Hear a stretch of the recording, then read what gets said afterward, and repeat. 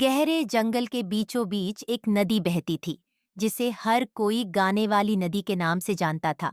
सुबह सुबह जब सूरज की पहली किरणें पानी पर पड़ती थीं, तो नदी मधुर गीत गाने लगती थी। उसके गीत सुनकर पक्षी चहचहाने लगते, हिरण नाचने लगते और जंगल खुशियों से गूंज उठता। लेकिन कुछ समय से नदी ने गाना बंद कर दिया था। अब वह खामोश थी और उसके आसपास का जंगल भी उदास और शांत हो गया था। किसी को समझ नहीं आ रहा था कि ऐसा क्यों हुआ।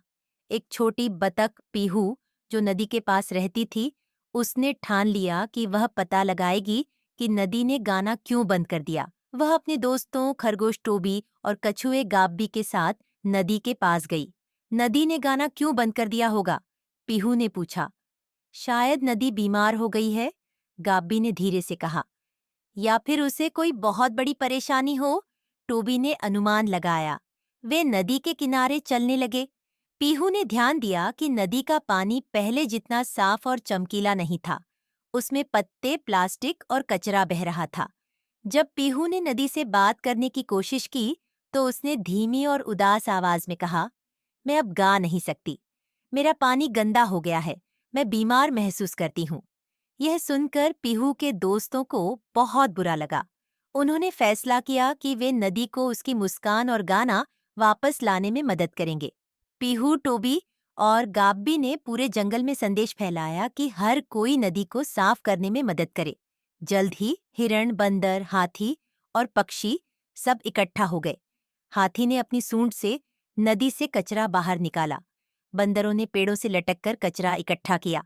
पक्षियों ने साफ पानी की बूंदें लाकर नदी में डालीं और सभी जानवरों ने मिलकर नदी के आसपास सफाई की।